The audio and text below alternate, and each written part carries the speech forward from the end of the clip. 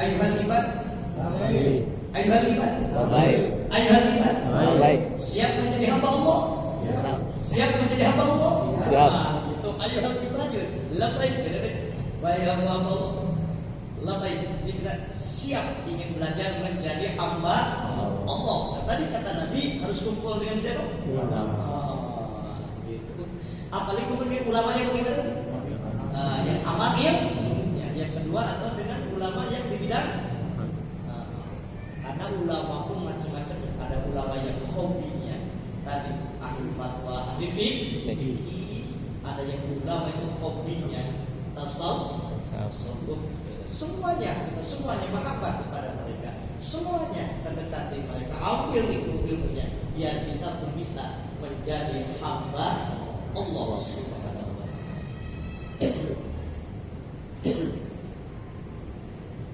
Wakana dan keadaan As-Surawardi, Imam Surawardi yatubu fi ba'di Masjidil Khaif atau fi Masjidil Khaif.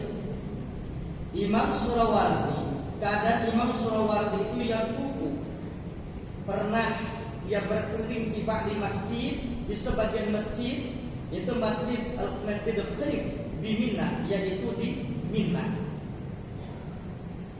Yatasabbahul wujuh.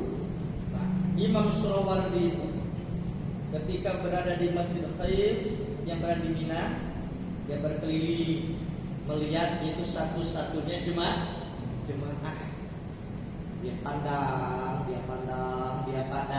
dengan apa? Muka yang sangat manis, muka yang sangat berseri-seri,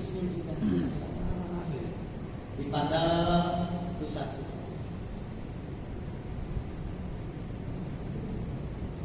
Fakilah maka dikatakan lahu kepada Imam Surawardi bihi faqala inna lillahi ibadah. Jadi ada yang bertanya kepada Imam Surawardi. Kata dia, Imam, kenapa engkau mengelilingi orang-orang dipandang satu-satu dengan pandangan kasih sayang, diiringi dengan muka yang berseri-seri sambil tersenyum dipandang satu-satu. Kenapa seperti itu? Mungkin orangnya baik.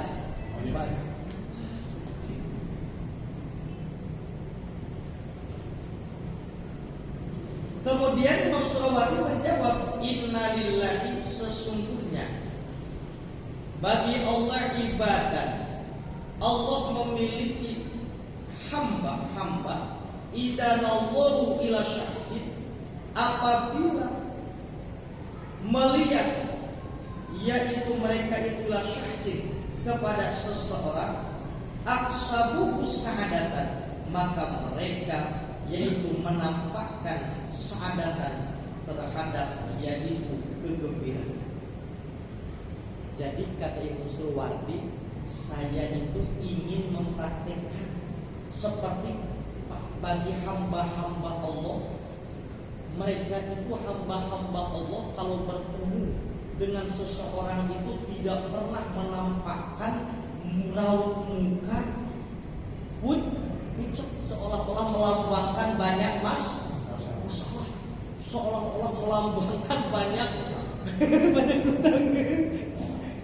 Jadi saya ingin berusaha mengikuti perjalanan hamba-hamba Allah yang dia menyembunyikan beban-beban ini, tetap profesionalisme ketika bertemu dengan orang lain selalu gitu menampakkan kebahagiaan, seolah-olah hidup ini tanpa ada beban, sehingga orang lain itu yang bertemu dengannya menjadi senang. Iya. Nah, makanya kita juga Pak, seberat apapun beban kita, kalau kita berjumpa dengan teman, dengan keluarga, tetap muka kita harus apa? Kenapa? Karena kalau kita punya beban atau punya masalah, cemberut mulu, ketemu teman, nanti teman salah paham, dikiranya kita benci, yang ada teman jadi sakit hati, curhat. Ben buat dia heran pada gua udah cemberut aja, gua nggak salah apa-apa. Padahal yang cemburu itu pun bukan benci kepadanya, tetapi satu lagi memiliki atau kedua bisa jadi sedang sakit gigi. Maka berusaha dalam hidupnya. Makanya Bapak bertemu dengan istri, dengan anak, dengan keluarga, maka pasang wajah itu saadah, wajah yang gembira. Walaupun dalam hati kita pusing apa tadi?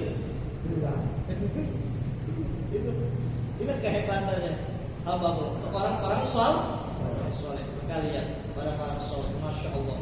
Ketika bertemu dengan siapapun, dia selalu menampakkan saadah, menampakkan muka-muka yang gembira, selalu tersenyum. Padahal secara manusiawi masalah pasti ada, ujiannya pasti ada. Justru makin levelnya makin tinggi, ujiannya semakin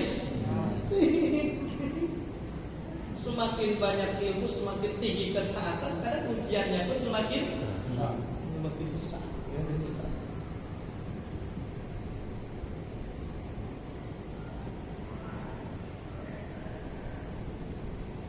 Fa'ana atlubu dzalika. Aku, kata Imam Syafi'i, ingin seperti itu. Aku bisa. Ya begini Pak, contoh kayak saya ini kan saya ngajar. Coba kalau saya ngajarnya cemburu, manyun, jutek, kira-kira Bapak bagaimana Pak? Tidur. Ngapain? Enjoy nggak ngajinya Pak? Manyun. Sehingga kita susah untuk mengambil manfaat pula dari ilmunya, susah karena sudah merasa tidak nyaman. Gitu.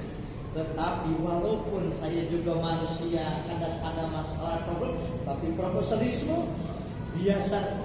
Muka kan ketika pandangan pertama enjoy saja sudah nyaman. Ketika nyaman maka mendengarkan pengajiannya pun nyaman, dan ilmunya pun lebih bisa diambil manfaat. Betul gak Pak? Betul. Coba Bapak memberikan nasihat lagi emosi, kira-kira yang masuk gak apa yang dinasihati? Sudah masuk, malah bisa jadi yang dinasihatinya pun kepancing emosi, yang ujung-ujungnya bukan menyelesaikan masalah, timbul berantem.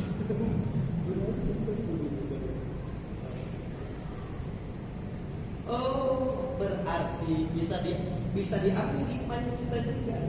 Kalau kita ingin apa? Ingin pelan-pelan meluruskan istri, keluarga, maka ketika ingin menasihati mereka, satu, secara psikologi, tenangkan dulu pikiran kita, pasang muka apa? Berikan nasihat pelan-pelan.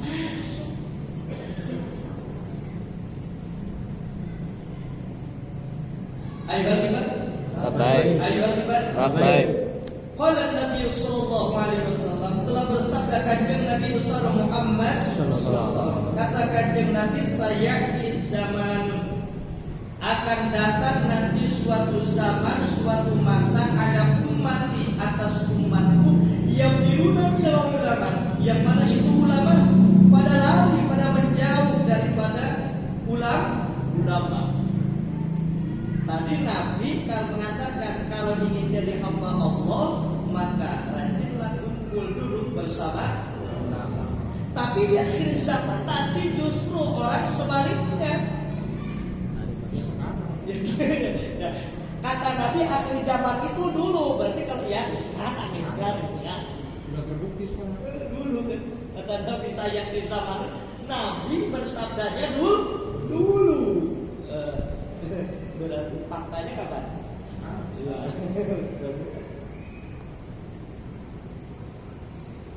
Akan datang nanti suatu zaman, suatu masa atas umatku yafiruna minal ulama, mereka pada menjauh daripada ulama wal fuqaha, menjauh daripada fuqaha.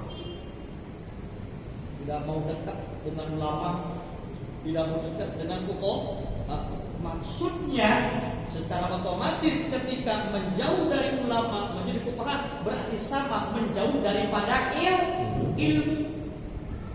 Gitu. Thalabul ilmi fardhatun ala kulli muslimin wa muslimatin. Mencari ilmu itu wajib bagi Islam laki-laki dan perempuan. Cuman ilmu itu nempelnya di mana? Ya di manusia. Kalau ilmunya terbatas disebut namanya alim, orang berilmu. Kalau ilmunya banyak disebut ulama. Karena ulama itu bentuk jamak daripada alimun, jamak taksir mata ghayyaru an bina'i mufradi, alimun menjadi ulama. Berarti kalau kita ingin mencari ilmu, tahapan awal carilah alim atau ulama dulu. Tadi mencari ilmu itu wajib, karena ilmu itu nempelnya di alim, nempelnya di ulama. Berarti kita berkumpul dengan ulama, mendekati ulama pun itu adalah hukumnya lebih wajib, karena dari mereka akan kita dapat ilmu itu. Emang ilmu dari mana? Kan hakikat dari Allah. Syariatnya itu ditempelkan di titik pada alim, pada ulama. Oh, berarti kalau kita ingin mencari ilmu dekati ulama. Benar kan? Enggak ujuk-ujuk apa namanya? Enggak ujuk-ujuk. Langsung Ustaz. Ya Allah mah kuasa sih kuasa, tapi syariat harus berjalan. Di samping kita berdoa kepada Allah, Allahumma inni as'aluka ilman nafi'an. Ya Allah, aku mohon berikanlah kepadaku ilmu yang bermanfaat. Syariatnya datang silaturahim, hadir di majlis-majlis alim, di majlis-majlis ulama. Itu baru kita dapat mencari ilmu itu wajib. Maka bahasanya pun bukan wajib, lebih wajib karena fardhatun, lebih wajib. Cuma ilmu itu nempelnya di manusia. Manusia yang ketempelan ilmu. Kalau terbatas ilmunya disebut alim. Kalau banyak ilmunya disebut ulama. Gitu. Oh, berarti kalau ingin mencari ilmu itu deketin siapa? Alim, ulamanya itu. Ini mau pengen dapat ilmu, kamu deketin alim, deket ulama, benci kepada alim ulama. Iya, dari mana dapat ilmu? Kan gitu, logikanya gitu. Kalau pengen dapat, ada misalnya ada orang pengen dapat ilmu, tapi nggak mau deket sama alim, nggak mau deket sama alim ulama, bahkan benci sama alim ulama. Yang mau dapat ilmu dari mana? Maka tahapan awal untuk mendapat ilmu itu berarti harus mau bergaul dengan siapa tadi? Alim ulama itu. Bukan Nabi bukan. Nah, tapi kata Nabi nanti di akhir zaman itu tadi yafiruna minal ulama wal fuqaha. Banyak umat itu yang lari dari ulama dan fuqaha. Maksudnya tidak mau belajar. Tidak mau belajar. Bahkan zaman sekarang kan inginnya orang simpel. Ada mau belajarnya bukan langsung ke alimnya, ke ulamanya, tapi pengen simpel, praktis, cukup buka mbak. Jadi sangat keilmuannya al-alim al-alama Syekh Google alim itu. Keluar langsung jadi guru kan? Keluar langsung jadi guru sekarang. Bingung berarti kan? Ya artinya bukan berarti tidak boleh mengambil wawasan dari murid untuk sekedar wawasan, silakan. Tapi lihat-lihat dulu ya, kalau Google siapa yang membuat artikelnya, kalau YouTube siapa yang berbicaranya, hati-hati. Karena kalau nggak begitu nantinya kita akan menyesal dan salah. Hal yang lebih aman ya seperti ini, kitabnya dibaca.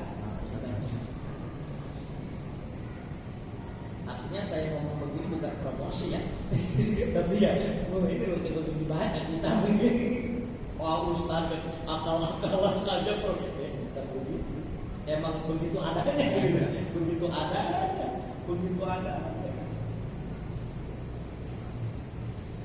Nah, manakala kata Nabi, manakala umat yafiruna minal ulama wal fuqaha, sudah menghindar dari ulama dan fuqaha, tidak menghiraukan ulama dan fuqaha, tidak mau ngaji, maka fayabtalihimullahu bisalati baliyatin, Allah akan memberikan 3 bala. Ulaha yarfa'ullahu barakata min kasbi. Yang pertama, Allah akan cabut dari berkah kasabnya. Nah, zaman sekarang kan keberkahan kasab ini udah mulai berkurang. Gaji mah kita penghasilan makin kesini nominal makin gede. Tetapi terkadang kagak beras. Ya, benar kan? Coba lihat orang-orang dulu, apalagi orang-orang di kampung yang kerjaannya jadi petani, apalagi kadang-kadang kulinya full. Gajinya berapa sih kulinya full? Tapi kadang-kadang anaknya 12. Tetapi karena dalam sehariannya kadang dia dekat dengan alim, dekat dengan ulama, mau belajar ngajar, timbul keberkahan. Biasa-biasa saja kehidupan itu. Anak yang 12 bisa ke pesantren ini, bisa ke sekuliahin, bahkan timbul anak-anaknya menjadi tokoh-tokoh besar. Betul kan? Berkah. Karena diimbangi ibadah, diimbangi dengan mendekat pada ulama. Ulama selalu meminta doanya berkah.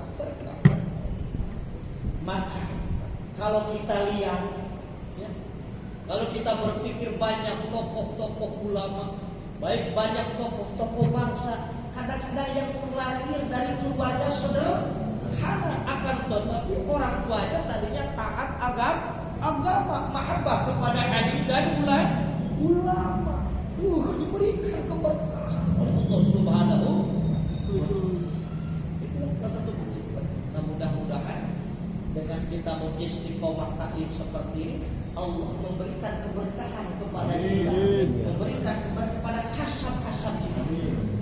Mudah-mudahan kasab kita berkah, penghasilan kita berkah, walaupun mungkin secara logika sederhana, tetapi kalau diberkahkan, ziyadatul khair, dari penghasilan sederhana itu akan berkembang kebaikan dan kebaikan.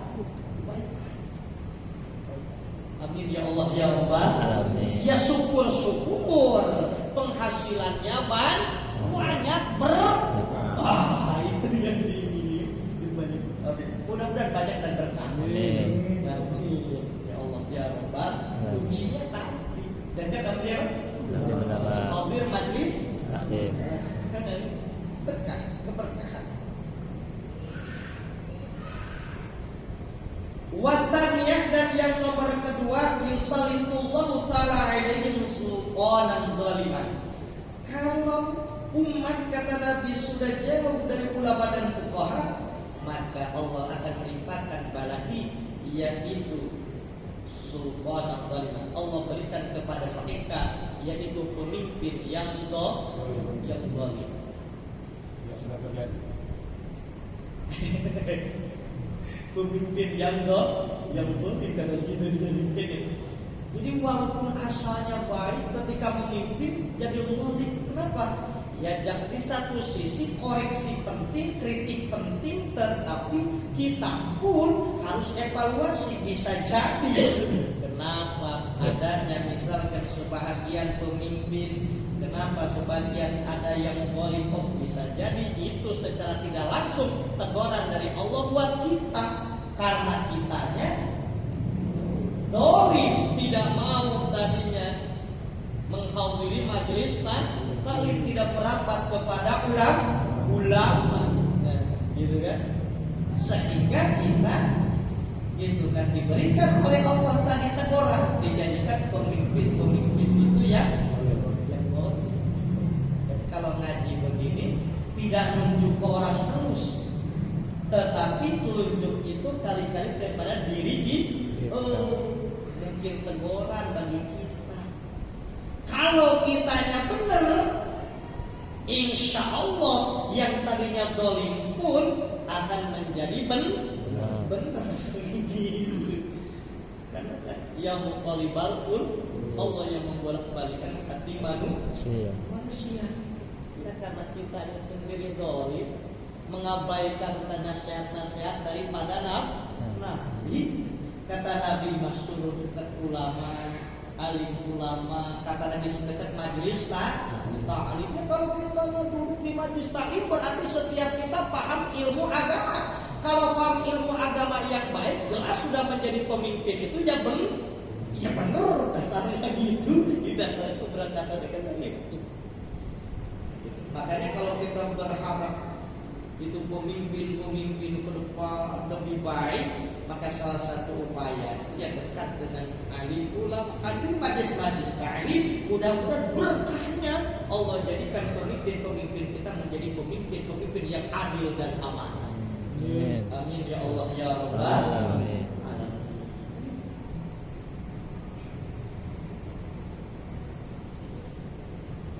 Ya, tetapi yang namanya manusia kan di satu sisi ada kebaikannya, di satu sisi ada keburukan. Makanya kita ingin belajar menjadi hamba Allah adalah lebih fokus kepada memperbaiki diri. Insya Allah dengan kita memperbaiki diri, nanti akan terpancar cahaya kemuliaan Allah sehingga akan mempengaruhi orang lain menjadi baik. Itu menjadi baik. Makanya kalau di suatu wilayah itu ada orang soleh, ada waliullah, maka nanti asal-asal sil-sil cahaya menyebar sehingga mempengaruhi lingkungan pun akan terbawa baik. Makanya kalau ingin keluarga kita pun menjadi keluarga yang baik, kita binafsi mulai dari diri kita, mengoreksi diri kita, insya Allah nanti pun keluarga akan terbawa menjadi wah Ustaz saya sudah berusaha menjadi baik tapi tetap ada begitu. Itu bagaimana jawabannya? Kita sudah belajar baik saja kagak ke bawah baik, apalagi kalau kita nyontohin kagak baik. Jadi teruslah belajar untuk menjadi baik. Gitu. Kadang-kadang maaf suka-suka ngerogi asal gitu. Oh Ustaz, kalau saya udah belajar baik, tetap ada kadang-kadang keluarga gak makin kaji mana Ustaz. Ya udahlah lebih baik kan gua kagak baik. Salah logikanya begitu. Kita belajar memperbaiki diri pribadi baik saja. Kadang-kadang keluarga kagak nurut, apalagi kalau kita nyontohinnya kagak